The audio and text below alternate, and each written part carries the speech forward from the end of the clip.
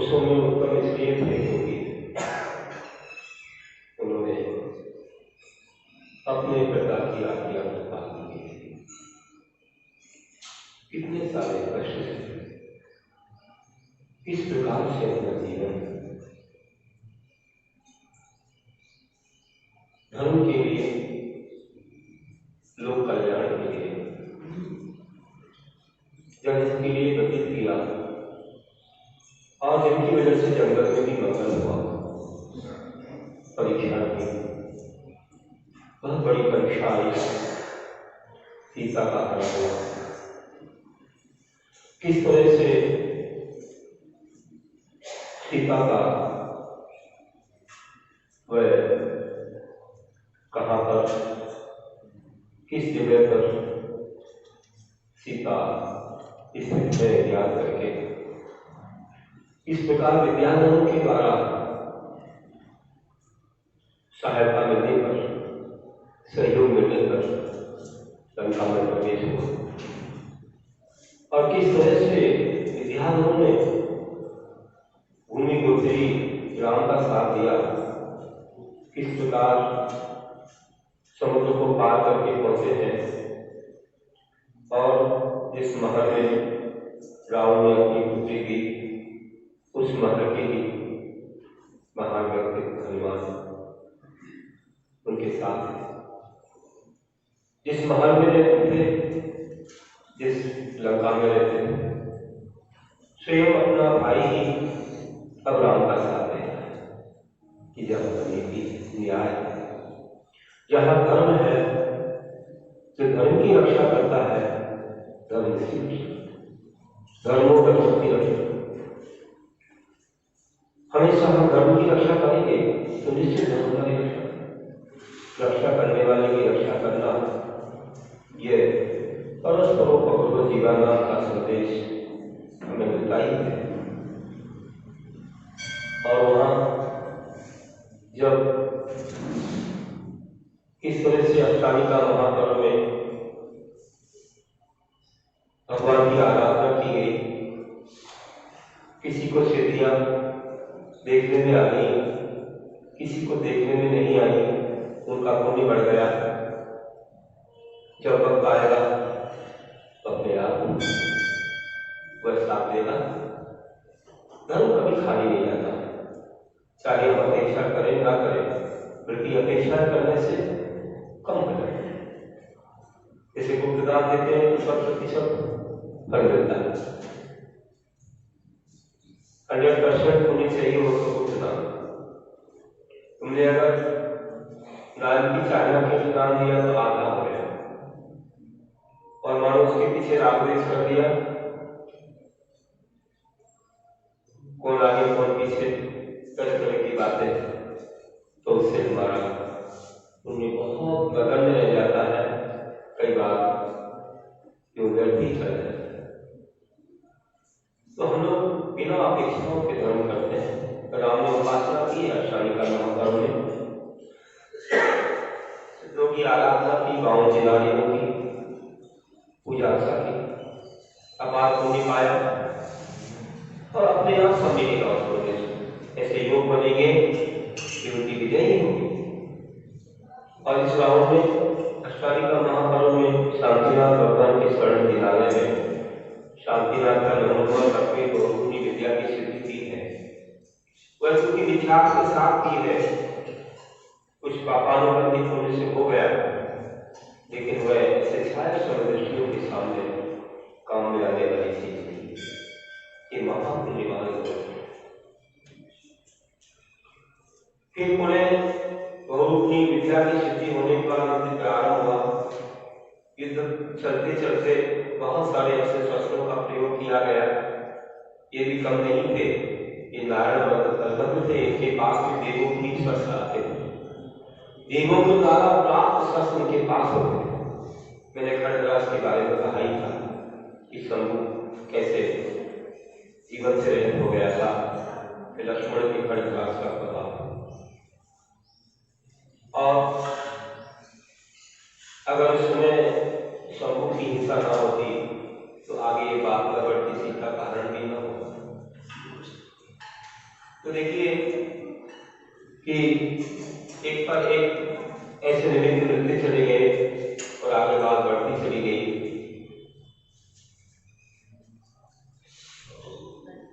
यहाँ पर युद्ध चल रहा है और अनेक विद्याधर लोग, परिवार के लोग ही राम का साथ दे रहे हैं। रावण विचार कर रहा है घर का बेटी दस्ता ढाए, ये क्या हो गया कि मेरे भाई ने मेरा साथ छोड़ दिया, सब लोग साथ छोड़ते जा रहे हैं, अब क्या होगा बेटा? मेरे अस्त्र शस्त्र भी कोई काम नहीं आ रहे, वरुण की विद्या भी अब लगता है कि मेरा साथ छोड़ देगी, वह भी राम के सामने सुस्त पड़ जाती है, अब मैं क्या करूंगा? और ज्योतिषी लोगों ने कह दिया, ज्योतिषियों ने बता दिया कि किसके हाथ किसका मरण होने वाला है और वह वक्त आ गया है, वो दिन आ गया है, समय नहीं है, अब चला जाएगा। और ये बात पूरे राज्य में सब जगह विदित हो गई। ये बात राम को भी मालूम होगी, लक्ष्मण को भी मालूम हो गई और विभीषण, सबको, हनुमान चाहे किसी को भी सबको मालूम हो गई और घर के लोगों को भी, मंदोदरी आदि सभी को मालूम हो गई। अब क्या करना है मुझे, मैं जाने वाला हूँ।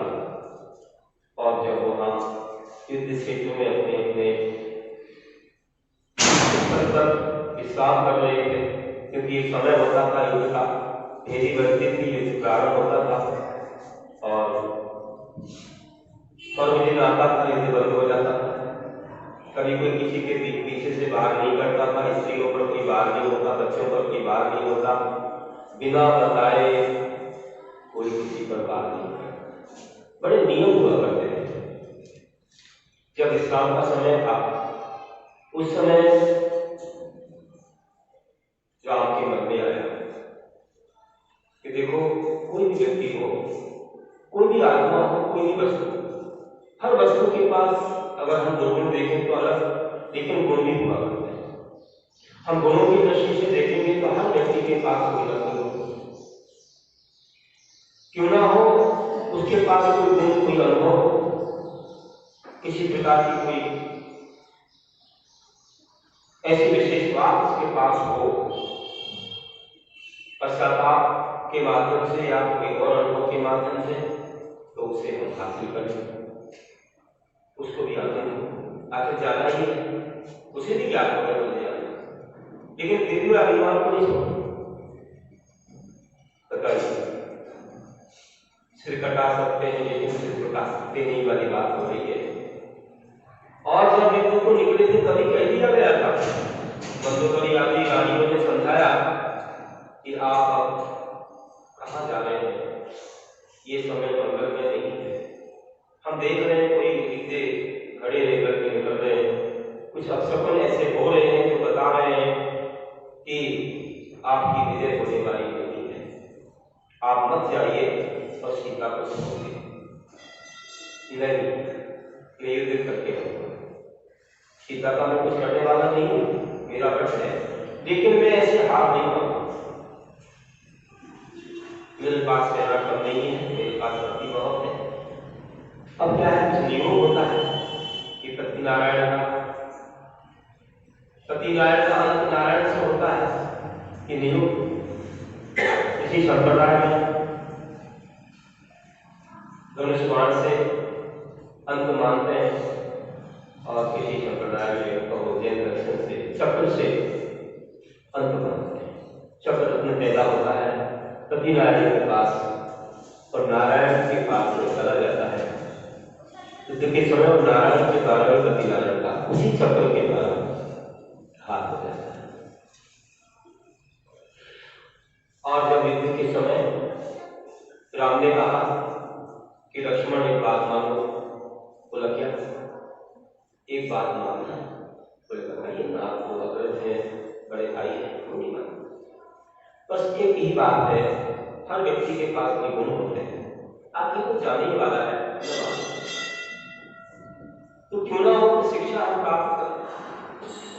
किससे शिक्षा पाना है? रावण से। रावण से सीता पर है, वो क्या शिक्षा देगा? नहीं, सुनो भैया, मेरी आज्ञा है,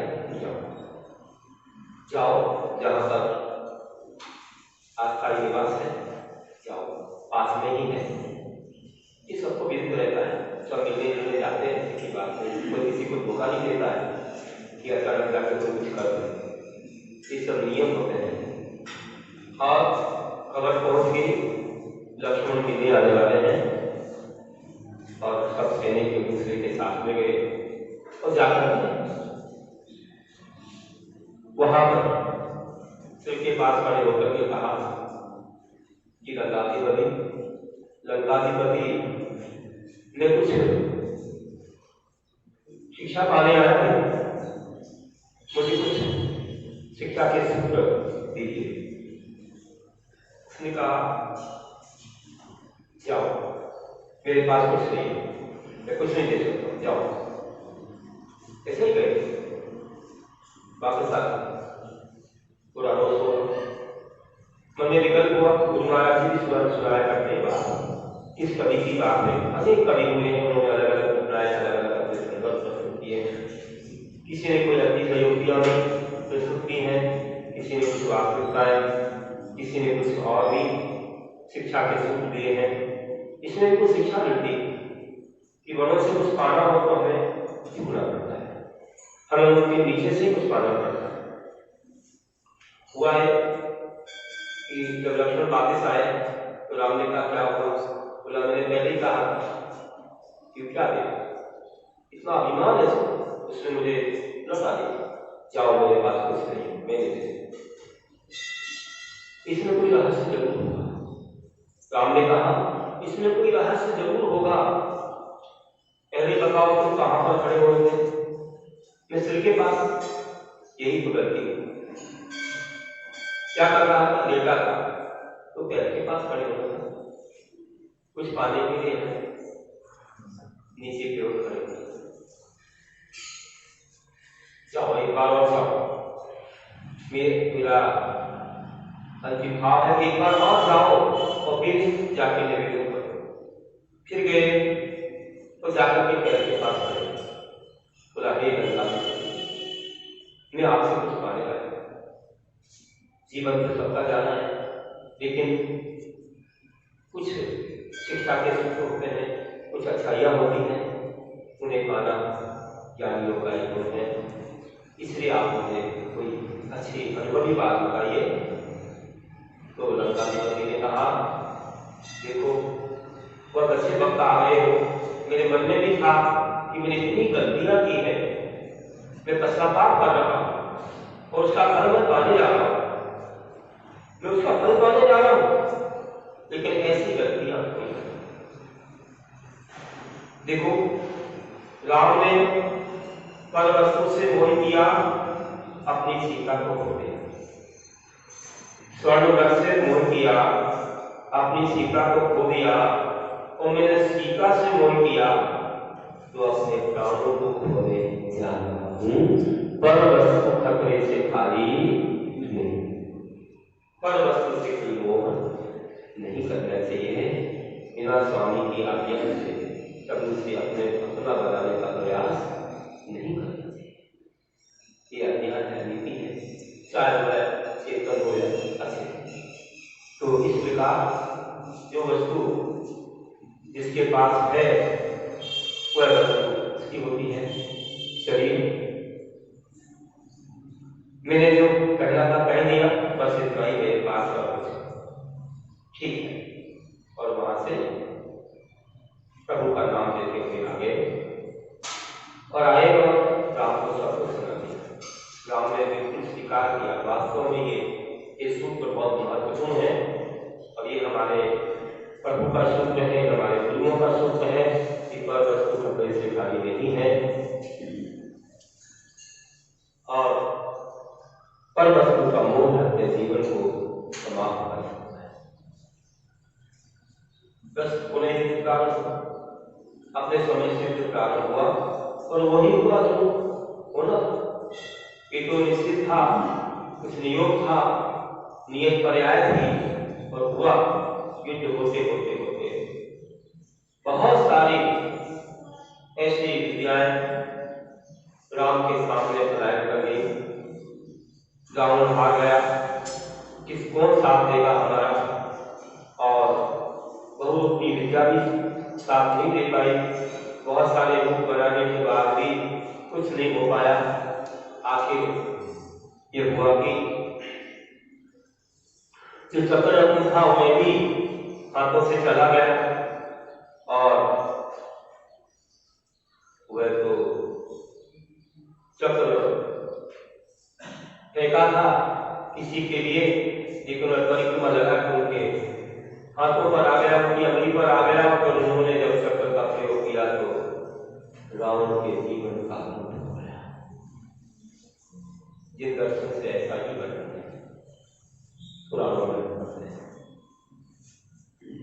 जीवन लीला समाप्त हो गई, सारी उनका चुके, सबकी ध्वजाएं गिर गई, और सब सावधान थे हिंसा ना हो जाए।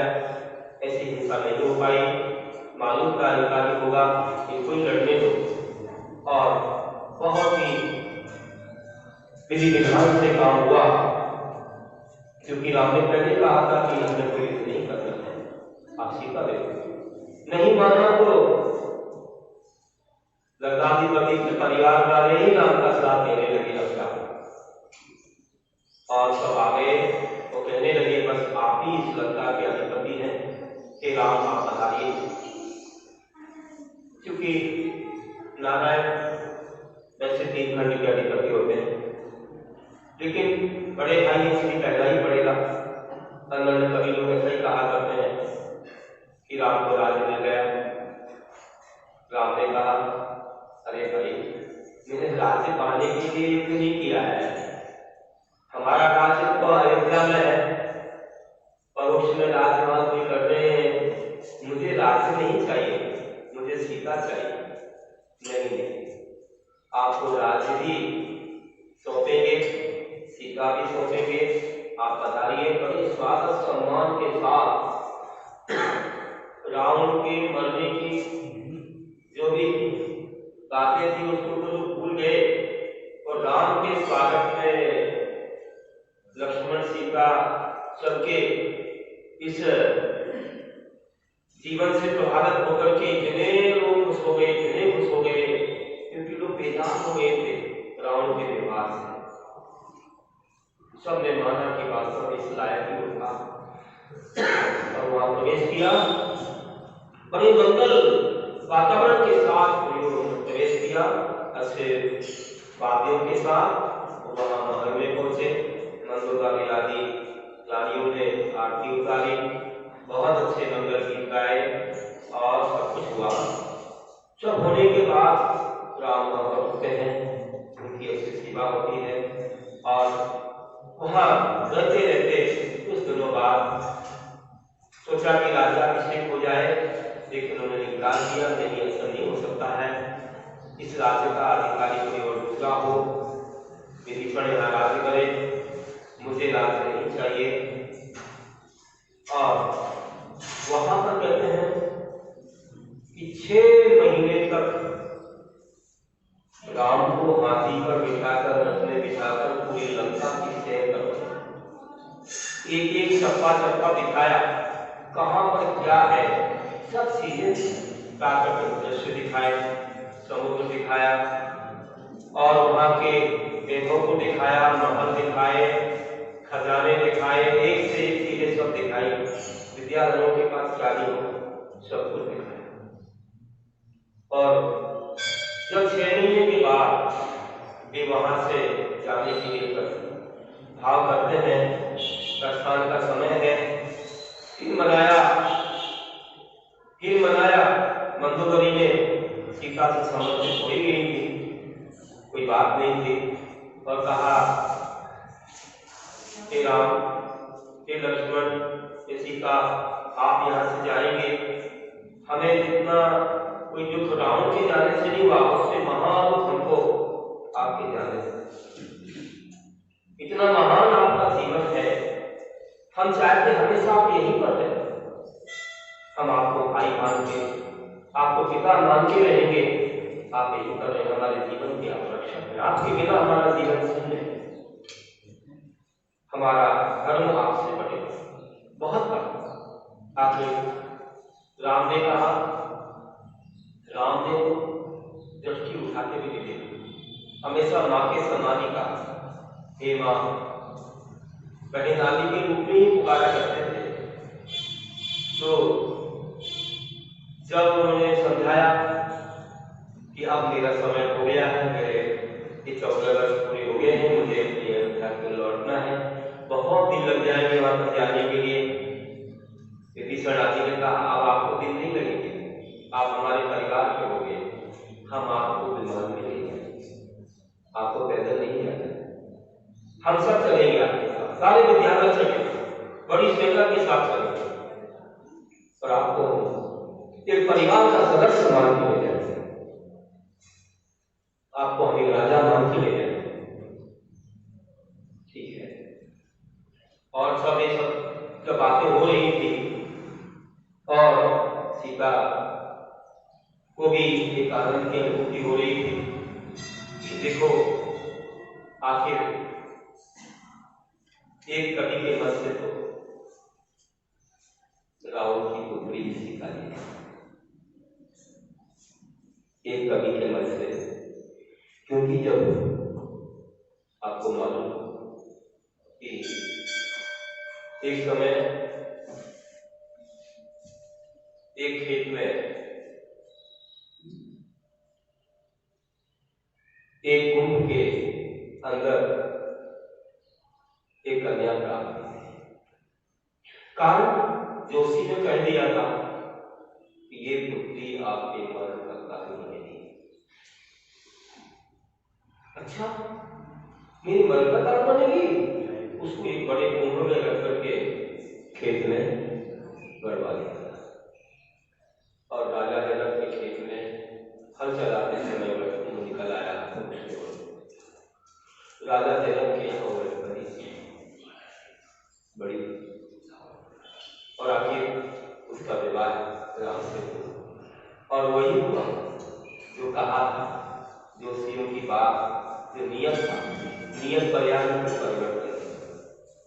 जैसे कहा था द्वारिका चलेगी, फिर से चलेगी, कब चलेगी, क्या होगा, वो हो गया।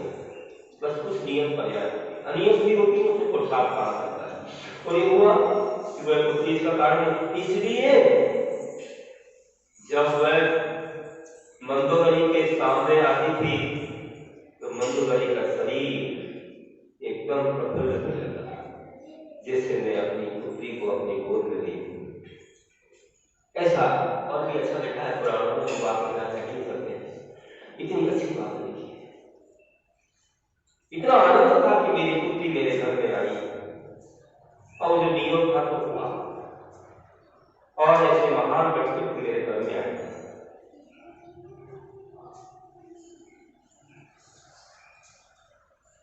और कुछ कारण ऐसे बने कि जिसने जो किया उसका फल पा लिया, लेकिन जिनकी महानता है उनके गुण तो हमें जाना ही है। और जो होता है सब कर्मों से होता है, कोई किसी को कुछ नहीं कर सकता है। स्वयं प्रथम कर मिला गुना करा हलम कदीम लभते शुभासु परेह तत्कम मिलत स्वयं प्रथम कर। पहले किया हुआ कुछ नहीं कर्म अच्छा बुरा फल देता है, दूसरा देने लग जाए, किसी का पुण्य कोई दुख दे दे, किसी का पाप को कोई सुख दे दे, ऐसा कभी होता नहीं। अपना कर्म निरंतर हो जाएगा। इसे जो हुआ है कर्मों से हुआ है, किसी ने कुछ नहीं किया है, इसलिए वर्तमान का पुरुषार्थ करना चाहिए। नारायण प्रतिनारायण का ऐसा ही प्रयोग होता है, और वो हुआ है जो हुआ है तो निश्चित। तो अंत में कहा राम से कि हमारा पति कैसा कर किसी की पत्नी को ले आया, और वह भी हमारे यहाँ बेटी जैसी ही रही, उसकी तो बेटी। और रावण ने भी अपना नियम निभाया, इसलिए तो आगे वो तीसरा बनेगा, क्योंकि उसने जो स्त्री मुझे नहीं चाहेगी उसको मैं रानी नहीं दूंगा। ये नियम दिया था केवली के पास, अनंत देवी केवली को, तो केवल ज्ञान हुआ था, कभी नहीं हुआ। ऐसे कौन से नहीं केवली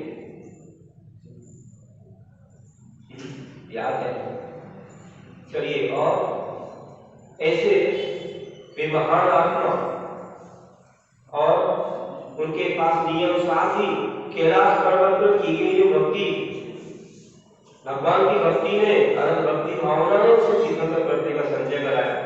बड़े उस समय सम्यक रह करके फिर छूट गया हो, इसलिए तो क्योंकि सम्यक दर्शन हो तो फिर कोई पैरी पृथ्वी से नीचे नहीं जाता, छूट गया। लेकिन मात्र कि शायद समय दर्शन के साथ ही तीर्थंकर प्रगति का बंद होता है, ऐसा नहीं है, केवल के साथ में और छूट भी सकता है। जब तीर्थंकर प्रगति बन गई है, वो सामने आने वाली है, फिर वहां जाके समय हो जाता है और फिर वह बंद करने लग जाता है।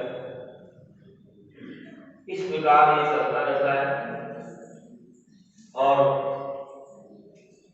अंत में यही कहा जब आने लगे राम लक्ष्मण सीता, तो कहा कि आपने तो मुझे नजर उठा के भी नहीं देखा, इतने महान हैं आप।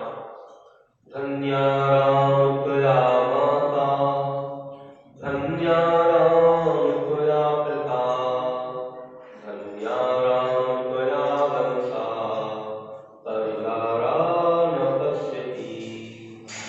हे राम, आपकी माता धन्य है, हे राम आपके पिता धन्य है, हे राम आपका वंश धन्य है, जो आप पर द्वारा को नजर उठा के भी नहीं देखते, माँ बहन बेटी के समान समझते हो, धन्य है, धन्य है आपका। ऐसे हम पाकर के महापुरुषों को ऐसे हम पाकर के धन्य हो गए। ये सब योग ऐसे लगे कि हमें ऐसे महापुरुषों का दर्शन सारे जीवन का रहस्य समझ और अश्रु पाप करते हुए विदा किया और पूर्ण परिवार के विद्याधर लोगों ने अपने विमानों में उन्हें विराजमान किया। सबसे पहले हनुमान का विमान था, उसमें राम बैठे थे और सीता जी भी बैठी थी। लक्ष्मण सब बैठ करके जा रहे थे। विद्याधर लोग अपने परिवार के साथ वहां से गमन करते हैं और धीरे धीरे वहीं से आते हैं जहां से राम की ये यात्रा हुई है। राम जी कहते जाते हैं कि मैं कहां से आया, समुद्र से आए, सीता का हरण कहां से हुआ था, कहां पर कुटिया बनी थी, कहां जटायु को नमोपार्वण सुनाया था, उसकी संदेशना करवाई थी, कहां पर कौन कौन मिले थे रास्ते में, सब ऐसे अन्य और भी जहां पर सिद्ध से प्रतिशत क्षेत्र थे, जहां पर ऋषि मुनियों का दर्शन हुआ था, जहां पर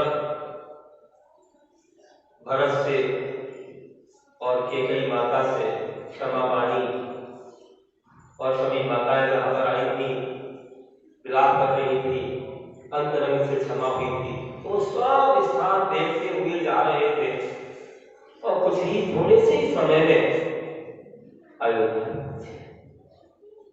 अयोध्या पहुंचे। बहुत अच्छे सम्मान के साथ उन्हें नगर में प्रवेश कराया गया। बहुत दीप जले, मंगल घट रखे गए, सब पूरे गए, बड़े उत्साह के साथ हजारों वाद्यों के साथ उनका मंगल प्रवेश अयोध्या नगरी में हुआ। सब विद्याधर भी वहां ठहरे, सबको बड़ा आनंद हुआ। कई दिनों तक फिर तो घर के ही हो गए समझो और चलता रहा ये सब। बहुत आनंद के साथ, खुशियों के साथ वहां पर सब रहे। सीता सती को एक महल में रखा गया था। कुछ माहौल देख रहे थे राम, बहुत कुछ सोच रहे थे राम, कोई अराजकता, अन्याय, अनीति का प्रचार ना हो, आदर्श राज में विभूषण ना आ जाए, उनके मन में एक चिंतन आया। आखिर पहले तो उन्होंने सबको विदा किया जो जाने वाले थे। हनुमान जब जाने लगे तो उन्होंने कहा कि हे राम, अब हम जा रहे हैं अपने देश की ओर। हम लोग यहाँ जा रहे हैं, बोलते हैं दक्षिण भारत में जा रहे हैं, यहाँ तक के महाराष्ट्र में आप पहुंचेंगे ना, बिल्कुल बदल जाती है। एक भाव इतना अच्छा आता है जो भाव आप लोगों को अपनाना चाहिए। मैंने देखा महाराष्ट्र में जाते हैं तो कभी जाते समय कोई नहीं बोलता कि मैं जा रहा हूं, वे बोलते हैं, क्या बोलते हैं मालूम है?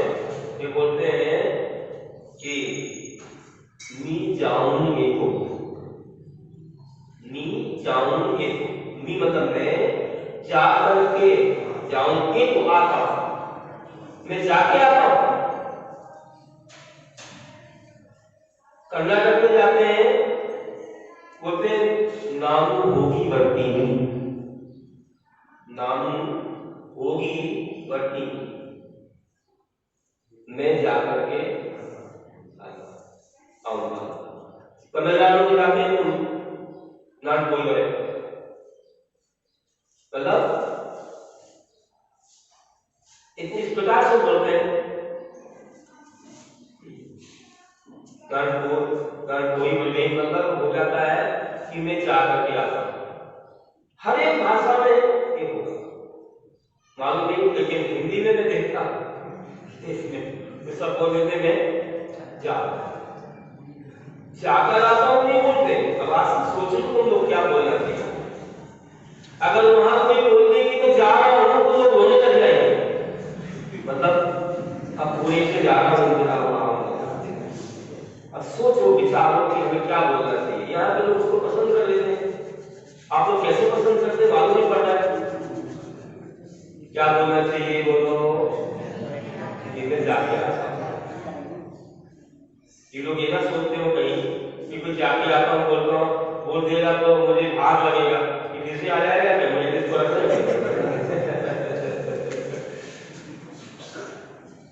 भाग मत मानो भैया, ये रीति कि मैं तुमसे स्नेह रखता हूं, मैं तुमसे वासन रखता हूं, मैं ये नहीं कि मैं कभी नहीं आऊं।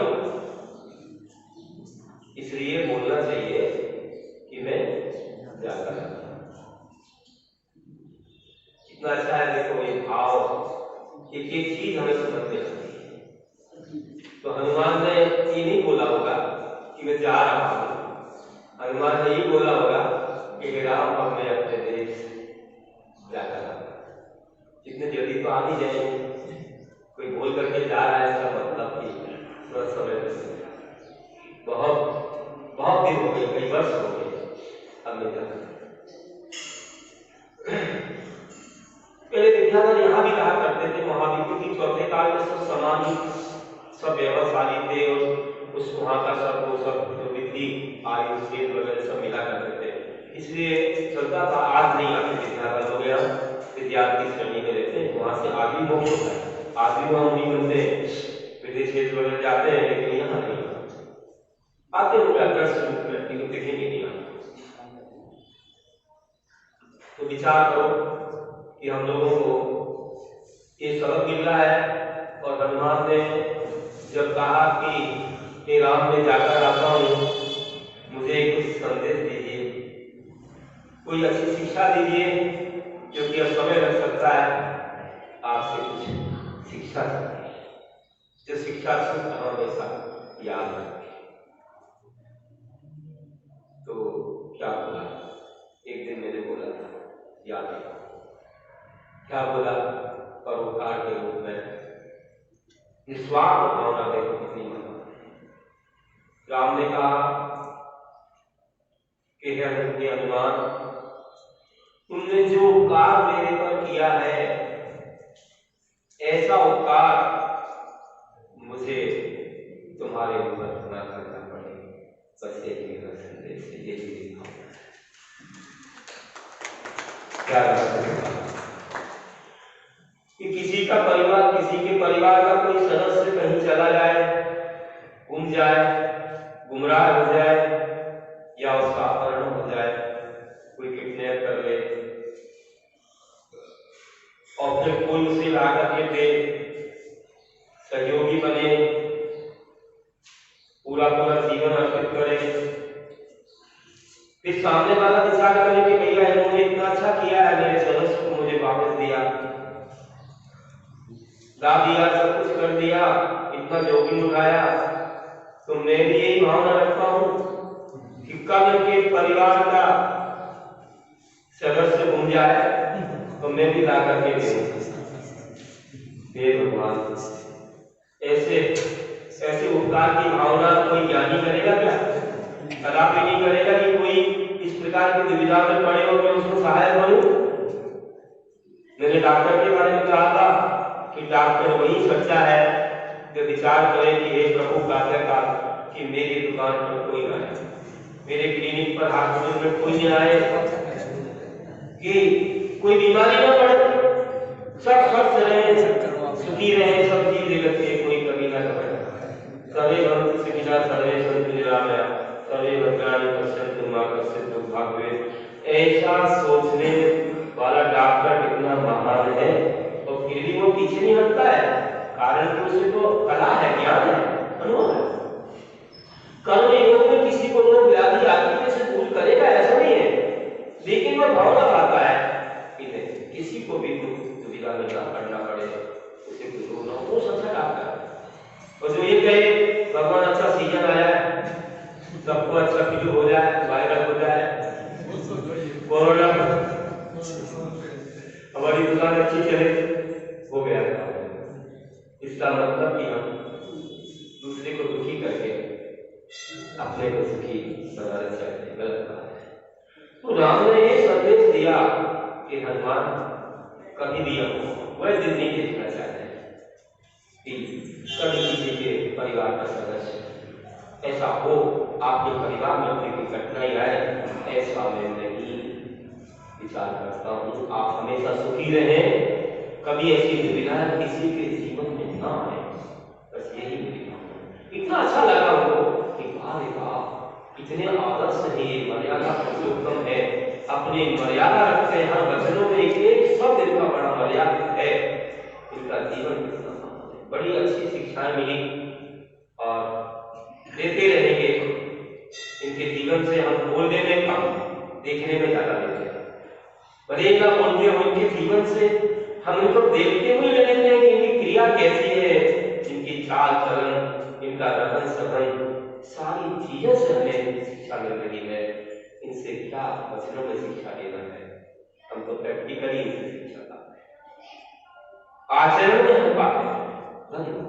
तो ऐसा महान जीवन का वक्त हुआ है, रामायण पूरी नहीं हो पा रही है, हो सकता है काल में और लग जाए। इस बार अचानक जीवन हो गया, बोल शुरू कर लिया। सब लोगों के मत से, अनेक कवियों के अपने अपने भावों से, परंपरा से कुछ बोल रहा हूँ और ये अन्यथा नहीं लेगा, क्योंकि एक ही जगह वर्णन नहीं मिलेगा। कुछ शिक्षाएं अच्छी अच्छाइयाँ मिलती हैं, जगह जैसे लेना पड़ती है। गुरु भी कई बार कहा जाते हैं, वो बोलते थे कहीं किसी जगह ऐसा भी कहा हुआ है तो बता देते। इस प्रकार हम लोगों ने आज ये सब कुछ समझा। कारण ये है कि आज राम का आदर्श में जानने होते हैं और इसको कभी भुला नहीं सकते, क्योंकि वे ऐसे वीरेंद्र भगवान के महान जिन घरों में पैदा हुए, जन्म लिए, स्वर्णिम अयोध्या धन्य हो, और उनके परिवार से कितने महान आत्मा बने। राजा दशरथ ने उनकी दीक्षा ले ली, व्रत लेने को तैयार है, अब बस आ गए हैं और इनके जाने की तैयारी है। अब इनकी दीक्षा का प्रसंग हम बाद में कहेंगे, समय हो गया है। महान थे ऐसे आत्मा, और उन्हें स्वयं कैसे दीक्षा लेके मोक्ष पाया है, और सीता ने कैसे कहां पर कौन सा पद पाया और कैसे उनकी परीक्षा हुई, क्या क्या हुआ, कहने को तो बहुत है। एक बार तो 10 दिन तक सुनाया था दमोह में एक विधान बाजार में, तो मध्याह्न काल में रामायण सुनते, दूर दूर तक लोग सुनते थे। उनको बड़ी रुचि आ रही थी, इसको बहुत विषय को फैला करके बोला, लेकिन कोई बात नहीं, कुछ मुख्य प्रसंग हम आपके सामने रखेंगे। तो अंत में यही कह रहा हूं कि लोग कब कहते हैं ऐसा कि जब लोग उस आचरण पर पहुंच जाते हैं, रावण के आचरण पर लोग पहुंच जाते हैं, तो लोगों को कहना पड़ता है, कहीं कंस के आचरण पर पहुंच जाते हैं तो लोगों को कहना पड़ता है, उस रामायण को याद करना पड़ता है, उस महाभारत को याद करना पड़ता है कि जन जन राम घर घर लंका, इतने राम कहां से लाए और घर घर कंसा बन बैठे हैं, इतने श्याम कहां से लाए, इतने श्याम कहां से लाए।